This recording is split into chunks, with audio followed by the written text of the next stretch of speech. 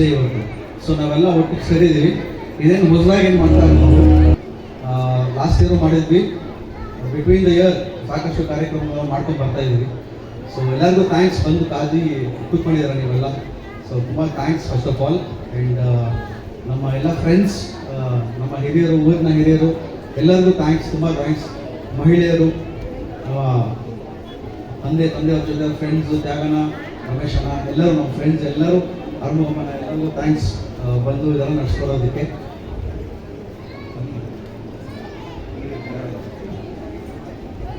ಎಲ್ಲರಿಗೂ ಧನ್ಯವಾದ. ಏನು ಮಾತಾಡೋದು ಅಂತ ಗೊತ್ತಾಗ್ತಾ ಇಲ್ಲ. ಸೊ ಇವತ್ತು ಖುಷಿ ಪಡೋಣ ನಾವು ಬೇಜಾರಾಗೋದು ಅಂತ ಗೊತ್ತಿಲ್ಲ. ಯಾಕಂದರೆ ಇವತ್ತು ರಘುನಂದ 57th ಇಯರ್ ಬರ್ತ್ಡೇ, ಮಹಿಳೆಯರ ದಿನಾಚರಣೆ ಕೂಡ.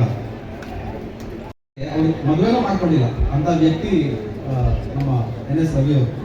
ಇವತ್ತು ನಾವು ಕಳ್ಕೊಂಡಿದ್ದೀವಿ. ಬಟ್ ಅವ್ರನ್ನ ಕಳ್ಕೊಂಡಿರ್ಬೋದು, ಬಟ್ ಅವ್ರದ್ದು ಮಿಷನ್ ಅವ್ರದ್ದು ಏನು ಗೋಲ್ಸ್ ಇತ್ತು ಅದು ಮಾತ್ರ ನಾವು ಕಳ್ಕೊಂಡಿಲ್ಲ. ಅದೆಲ್ಲ ನಮ್ಮಲ್ಲಿ ಇಲ್ಲೇ ಇದೆ. ಸೊ ಹಾಗಾಗಿ ಅವ್ರು ಹೋದ ಮೇಲೇನು ಅವ್ರು ಏನೇನು ಕೆಲಸ ಕಾರ್ಯಗಳನ್ನ ಮಾಡ್ತಾ ಇದ್ವಿ ಅದನ್ನ ನಾವು ಮುಂದುವರಿಸ್ಕೊಂಡು ಬರ್ತಾ ಇದ್ದೀವಿ ನಮ್ಮೆಲ್ಲರ ಸಹಕಾರದಿಂದ. ಸೊ ಇನ್ನು ಮುಂದೆ ಅದನ್ನ ನಾವು ಅಚ್ಚುಕಟ್ಟಾಗಿ ನಡ್ಸ್ಕೊಂಡು ಹೋಗ್ಬೇಕು ಅಂತಂದ್ರೆ ಎಲ್ಲರೂ ಸಹಕಾರ ಬೇಕು. ಹೌದಾ ಇಲ್ವಾ? ನೀವ್ ಹೇಳ್ಬೇಕು. ಓಕೆ,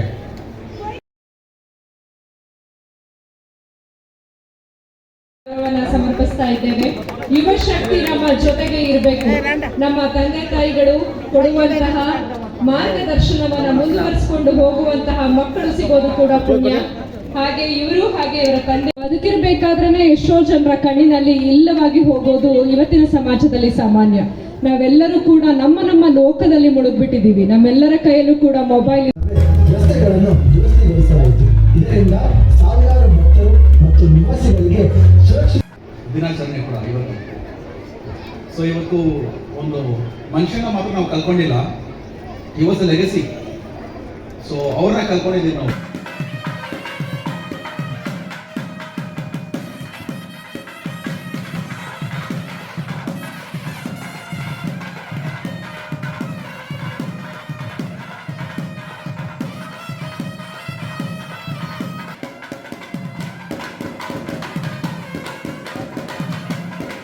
ಹಿರಿಯರಿಗೂ ಕೂಡ ಪ್ರೀತಿಯ ಗುರುಪ್ರಸಾದ್ ಅವರಿಗೆ ಪ್ರೀತಿಯ ಗೌರವ ಸಮರ್ಪಣೆ.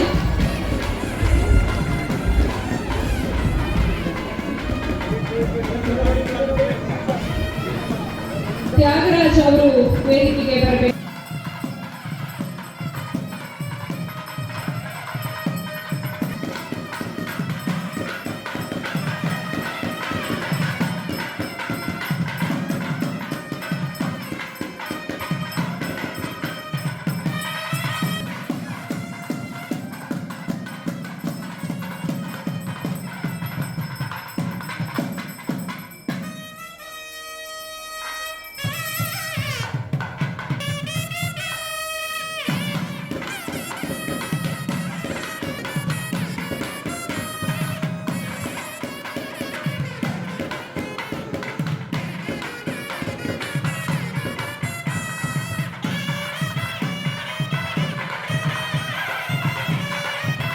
ಮಲನದಾರರೆಂದು ಬೇರೆಯವರ ಮನೆ ಕೆಲಸಕ್ಕೆ ಹೋಗಿ ದುಡಿದು ಮನೆಯ ಜವಾಬ್ದಾರಿಯನ್ನು ನಿರ್ವಹಿಸುತ್ತಿದ್ದರು. ಆದರೆ ದುರದೃಷ್ಟವಶ NS ರವಿ ಅವರು ತಮ್ಮ ಬಾಲ್ಯದ 10ನೇ ವಯಸ್ಸಿನಲ್ಲಿ ತಮ್ಮ ತಂದೆಯನ್ನು ಕಳೆದುಕೊಂಡರು. ತಂದೆಯಾಗಲಿಕ್ಕೆ ಅವರ ಕುಟುಂಬಕ್ಕೆ ಒಂದು ದೊಡ್ಡ ಆಘಾತವೇ ಆಗಿತ್ತು. ಇಡೀ ಮನೆಯ ಜವಾಬ್ದಾರಿಯನ್ನು ಹೊತ್ತಿದ್ದ ತಂದೆಯನ್ನು ಕಳೆದುಕೊಂಡಿದ್ದು ಅವರ ಕುಟುಂಬಕ್ಕೆ ದುಃಖ ಗೊತ್ತುಂಟಾಯಿತು. ಮುಂದೆ ಕುಟುಂಬದ ಜವಾಬ್ದಾರಿಯು NS ರವಿಯವರ ಹೆಗಲ ಮೇಲೆ ಬಿತ್ತು. ಈ ಪರಿಸ್ಥಿತಿಯಲ್ಲಿನ ಕಷ್ಟಗಳು, ನೋವುಗಳು, ಟೀಕೆಗಳು ಅದರಲ್ಲಿನ ಸಹಾನುಭೂತಿ ಮನೋಭಾವನೆಯನ್ನು ಮೂಡಿಸಿದರು. ಹಾಗಾಗಿ ಬೇರೆಯವರ ಕಷ್ಟ ಸಮಸ್ಯೆಗಳನ್ನು ಅವರ ಸ್ಥಾನದಲ್ಲಿ ನಿಂತು ಯೋಚಿಸಲಾರಂಭಿಸಿದರು. ಇದರಿಂದ ಅವರಲ್ಲಿ ಒಬ್ಬ ಸಮಾಜ ಸೇವಕನ ಉಗಮವಾಯಿತು.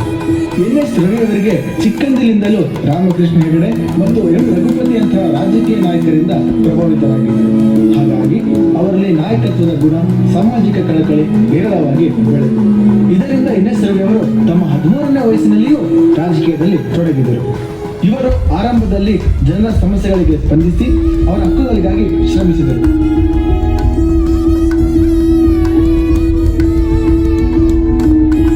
ಇವರ ವ್ಯಕ್ತಿತ್ವ ಪರಿಶ್ರಮವನ್ನು ಕಂಡು ಭಾರತೀಯ ನಗರ ಕ್ಷೇತ್ರದ ಮಾಜಿ ಜನತಾದಳ ಪಕ್ಷವನ್ನು ಸೇರಿದರು. ಇದರಿಂದ ಇನ್ನಷ್ಟು ಉತ್ಸಾಹಗೊಂಡ ಎನ್.ಎಸ್. ರವಿ ಅವರು ಸೇವಾ ಬದ್ಧತೆಯಿಂದ ಬಿಬಿಎಂಪಿ ವಿಧಾನಸಭಾ ಚುನಾವಣೆಯಲ್ಲಿ ತಮ್ಮ ಪಕ್ಷಕ್ಕಾಗಿ ಕಾರ್ಯನಿರ್ವಹಿಸಿದರು.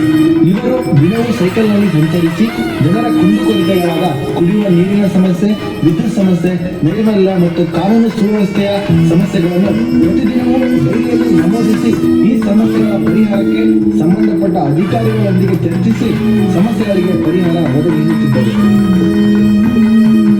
ಎನ್.ಎಸ್. ರವಿ ಅವರ ಕೆಲಸಗಳು, ಸೇವಾ ಮನೋಭಾವನೆ ಸಮಾಜದ ಹಿಂದುಳಿದ ಜನರ ಮನಸ್ಸಿನಲ್ಲಿ ಅಚ್ಚಳಿಯದೆ ಉಳಿದವು. ಇದರಿಂದ ಇವರ ಜನಪ್ರಿಯತೆ ದಿನೇ ದಿನೇ ಹೆಚ್ಚಾಗಿದ್ದು, ಮುಂದೆ ಬಿಬಿಎಂಪಿ ಚುನಾವಣೆಯ ಟಿಕೆಟ್ ಕಳೆದುಕೊಂಡಿದ್ದು ಇವರ ರಾಜಕೀಯ ನಡೆಗೆ ಹಿನ್ನಡೆಯಾಯಿತು. ಆದರೂ ಕುಗ್ಗದೆ ಜನರ ಸೇವೆಯನ್ನು ಮಾಡುವ ಮನಸ್ಥಿತಿ ಕಡಿಮೆ ಆಗಿರಲಿಲ್ಲ. ತಮ್ಮ ಕಾರ್ಯವನ್ನು ಜನರೊಂದಿಗೆ ಮುಂದುವರಿಸಿದರು. ಇವರು 1990ರಲ್ಲಿ ಭಾರತೀಯ ನಗರದ ಜನರ ಸಮಸ್ಯೆಗಳನ್ನು ಆಲಿಸಲು ಒಂದು ವೇದಿಕೆಯನ್ನು ಸ್ಥಾಪಿಸಿದರು. ಈ ವೇದಿಕೆ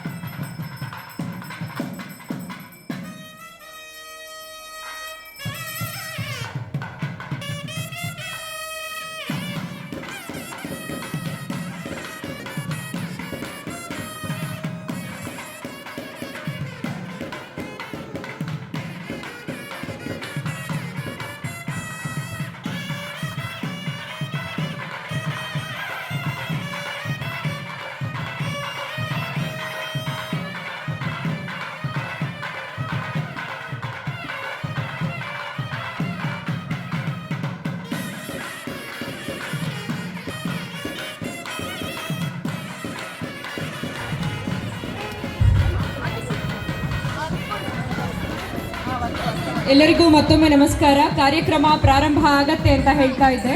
ಕಾರ್ಯಕ್ರಮಕ್ಕೆ ಒಂದು ಅದ್ಭುತವಾದಂತಹ ಚಾಲನೆ ಸಿಗ್ತಾ ಇದೆ.